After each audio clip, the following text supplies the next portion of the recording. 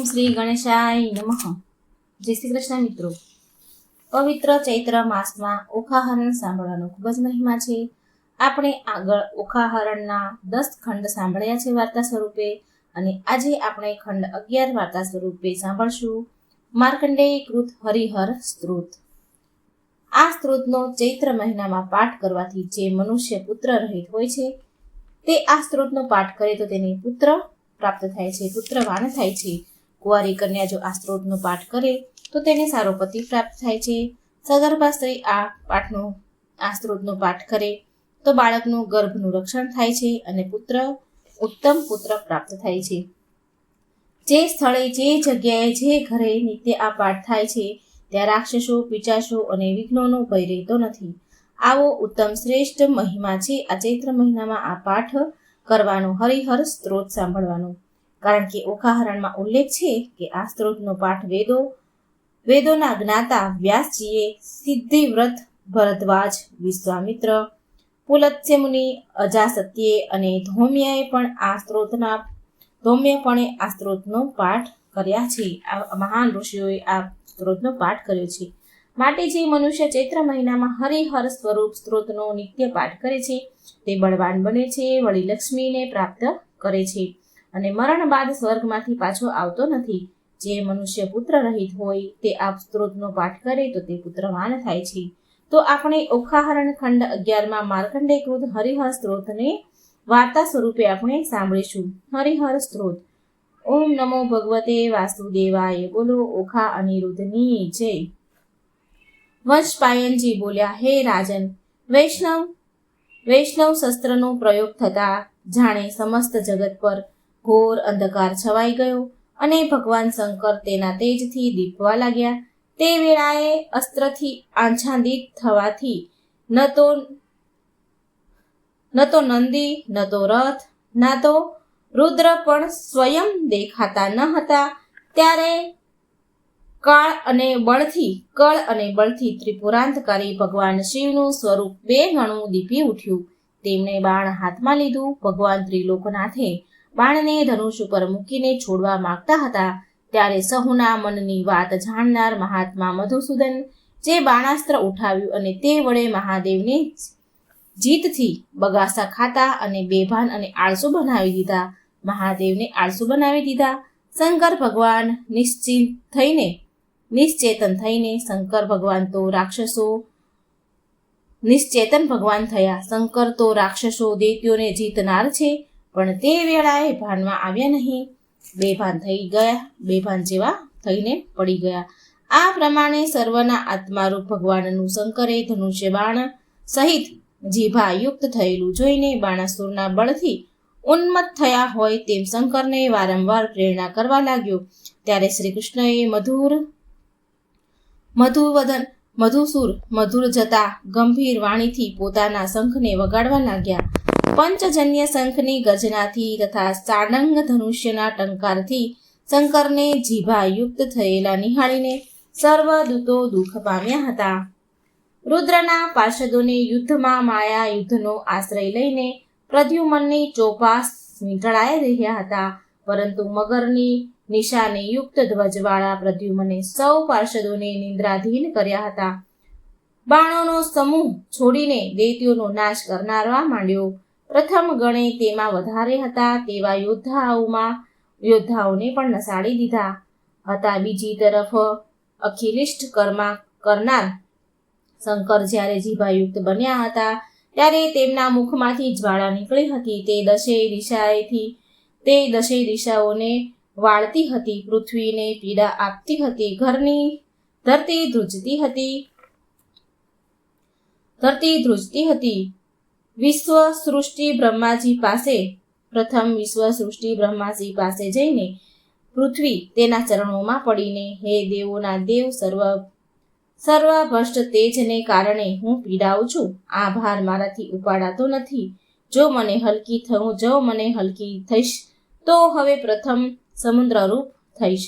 આ વચન સાંભળી પિતામહ બ્રહ્માએ પૃથ્વીને કહ્યું કે એક મુહૂર્ત પર્યથી પોતાને ધારણ કરી રાખ, પછી તરત જ પોતે હલકી થશે.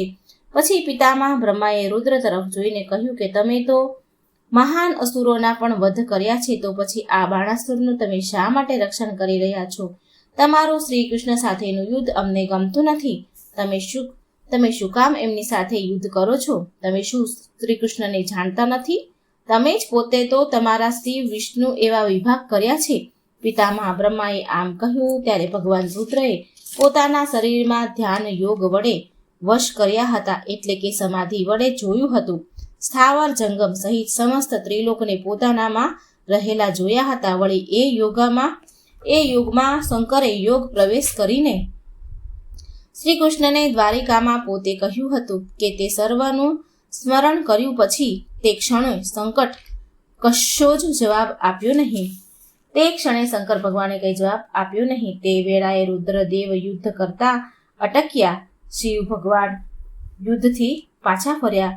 શંકર ભગવાને સ્વાગત માને શ્રી કૃષ્ણમાં બ્રહ્માને જોયા અને એમ એક યોનિ રૂપમાં પરબ્રહ્મા પોતે અને શ્રી કૃષ્ણ બંને રહ્યા છે એમ પણ જોયું હતું. પછી સમાધિ યોગમાંથી તે બહાર આવ્યા હતા અને યુદ્ધ માટેના પોતાના હઠાગ્રહ છોડી દીધો હતો. પછી રુદ્રે પિતામહ બ્રહ્માને કહ્યું કે હે ભગવાન, હવે હું શ્રી કૃષ્ણ સાથે યુદ્ધ નહીં કરું, જેથી હવે પૃથ્વી હલકી ફૂલ જેવી થાવ. આમ કહીને શ્રી કૃષ્ણ અને શ્રી શંકર પ્રેમથી ભેટી પડ્યા. બંને જણા સંગ્રામમાંથી હટી ગયા, કેમ કે બંને યોગી હતા. સમાધિ દ્વારા તેમને એકબીજાનો સાક્ષાત્કાર કર્યો હતો, પણ કોઈ એકબીજાને એક સ્વરૂપે જોઈ શકતા નથી.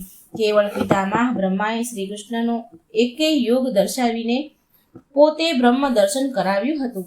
શ્રી વિષ્ણુ એક તારો બ્રહ્મ દર્શનને ઉદ્દેશને તે વેળાએ પોતાની સમીપે ઉભેલા નારદ સહિત માર્કંડેયને પૂછ્યું કે હે બ્રહ્મને, રાત્રે મેં સપનામાં મંદરાચલ પર્વત પાસે કમળના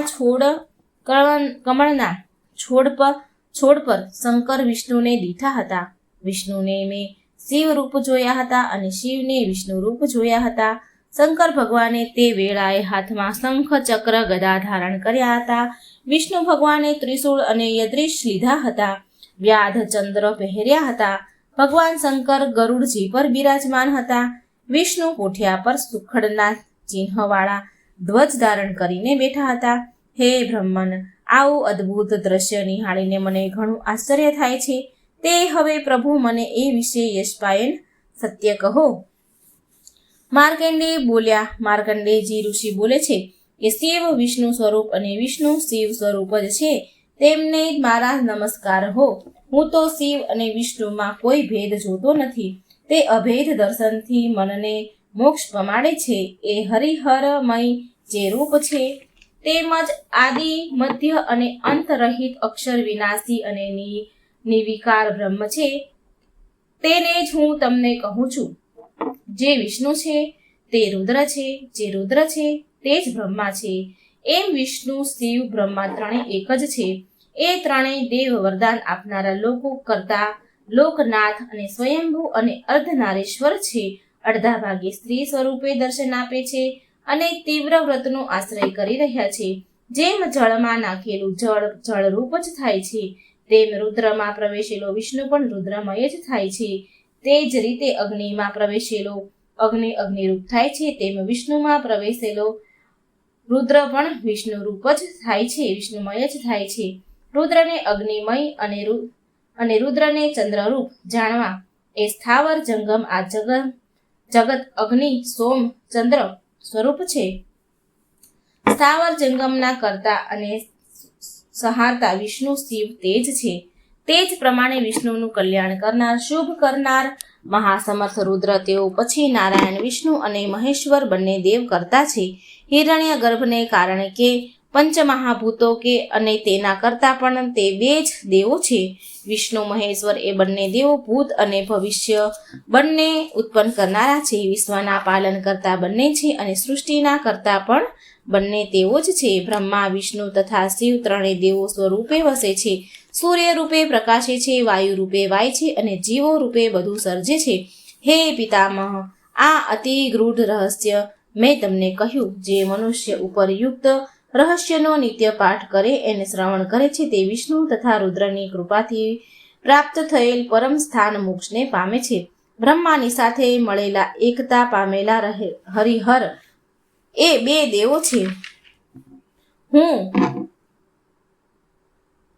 હું સ્તુતિ કરું છું. એ બંને દેવો પરમ શ્રેષ્ઠ છે. જગતની ઉત્પત્તિ અને લયનું કારણ છે વિષ્ણુ. રુદ્રના પરમ શ્રેષ્ઠ અંશ છે અને શિવ વિષ્ણુના પરમ શ્રેષ્ઠ અંશ છે. આ રીતે બંને એક જ પરમાત્મા છે અને બે પ્રકારે થઈને લોકોમાં નિત્ય વિચરે છે. શંકર વિના વિષ્ણુ નથી અને શિવ વિના વિષ્ણુ નથી અને વિષ્ણુ વિના શિવ નથી. તેથી રુદ્ર તથા વિષ્ણુ બંને પ્રથમથી જ એકતા પામ્યા છે. રુદ્રને અને શ્રી કૃષ્ણને નમસ્કાર હો. એક સાથે વિરાટ સ્વરૂપ, એક સાથે વિરાટ નાર, એ બંનેને નમસ્કાર હો. કમળ નયન શ્રી કૃષ્ણને નમસ્કાર હો. કાર્તિકેયના પિતા શંકરને નમસ્કાર હો અને પ્રદ્યુમનના પિતા શ્રી કૃષ્ણને નમસ્કાર હો. વરાહ રૂપે પૃથ્વીને ધારણ કરનાર વિષ્ણુને નમસ્કાર હો. ગંગાને ધારણ કરનાર શિવને નમસ્કાર હો. મોર પીછ ધારણ કરનાર શ્રી કૃષ્ણને નમસ્કાર હો અને કેયુર બાજ બંધ ધારણ કરનાર શંકરને નમસ્કાર હો. ખોપડીઓની માળાને ધારણ કરનાર શંકરને નમસ્કાર હો. વન માળા ધારણ કરનાર શ્રી વિષ્ણુને નમસ્કાર હો. હસ્તે ચક્ર ધારણ કરનાર વિષ્ણુને નમસ્કાર હો. હાથમાં સુવર્ણની છડી ધારણ કરનાર વિષ્ણુને નમસ્કાર હો. બ્રહ્મદત્તને ધારણ કરનાર શંકરને નમસ્કાર હો. વ્યાધ ચર્મ હરનાર શંકરને નમસ્કાર હો. પીળા પિતાંબર પહેરનાર શ્રી વિષ્ણુને નમસ્કાર હો. લક્ષ્મીજીના પતિ વિષ્ણુને નમસ્કાર હો.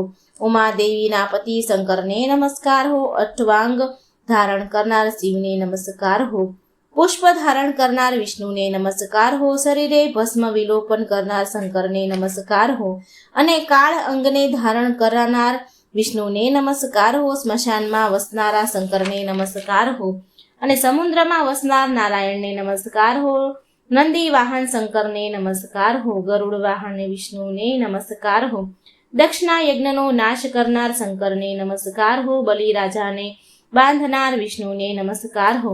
કૈલાસ પર્વત પર વસનારા શંકરને નમસ્કાર હો. સમુદ્રમાં વસનારા શ્રી નારાયણને નમસ્કાર હો.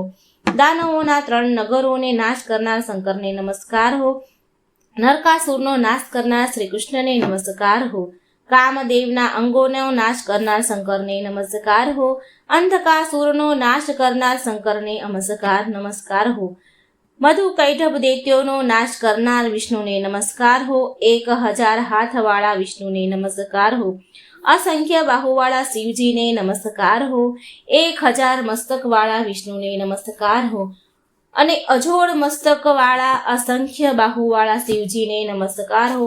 1000 મસ્તિકવાળા શિવજીને નમસ્કાર હો અને મજોડ મસ્તકવાળા શિવજીને નમસ્કાર હો. દામોદર દેવ વિષ્ણુને નમસ્કાર હો તથા પૂજેલા શંકરને યજુર્વેદે આવેલા શંકરને નમસ્કાર હો. હે દેવોના દુશ્મનોનો વિનાશ કરનારા તમને નમસ્કાર હો. દેવોએ પૂજેલા થવાને નમસ્કાર હો. કર્મવાદીઓના કર્મ સ્વરૂપે હે દેવ તમને નમસ્કાર હો. હે અમૂલ પરાક્રમી તમને નમસ્કાર હો. હે ઇન્દ્રિયોના વિના વિષ્ણુ આપને નમસ્કાર હો. હે સોનેરી વાળવાળા શંકર આપને નમસ્કાર હો. રુદ્ર તથા વિષ્ણુના હરિહર સૌમ્ય ઋષિઓ એ એકત્રિત થઈને આ પાઠ કર્યો હતો. મોટા ઋષિઓએ સ્તુતિમાં આ સ્ત્રોત ગાયો છે. વેદોના જ્ઞાતા પાસે સિદ્ધિવંત ભારદ્વાજ, ગર્ગી, વિશ્વામિત્ર, પુલસ્ત્ય, અજાસત્ય અને ધૌમ્યપણે પણ આ સ્ત્રોતનો પાઠ કર્યો છે. માટે જે મનુષ્ય હરિહર સ્વરૂપ આ સ્ત્રોતનો પાઠ કરે છે તેઓ અગરહિત અને બળવાન બને છે, લક્ષ્મીજીને પ્રાપ્ત કરે છે અને મરણ બાદ સ્વર્ગમાંથી પાછો આવતો નથી. જે મનુષ્ય પુત્ર રહિત હોય એ આ સ્ત્રોતનો પાઠ કરે છે તો તે પુત્રવાન થાય છે. કુંવારી કન્યાને સારો પતિ મળે છે. સગર્ભા સ્ત્રીને આ સ્ત્રોતનું સ્મરણ કરે છે તો તેને ઉત્તમ પુત્ર મળે છે. જે સ્થળે આ સ્ત્રોતનો પાઠ થાય છે ત્યાં ભૂત પિશાચોનો અને વિનાયક ભય કરતા નથી. તો ઓખાહરણ 11 વાર્તા સ્વરૂપે ખંડ 11 સમાપ્ત થાય છે. બોલો શ્રી હરિ વિષ્ણુ ભગવાનની જય. ઓખા રાણીની જય. ઓખા નિરુદ્ધની જય. જય શ્રી કૃષ્ણ. રાધે રાધે. Thank you.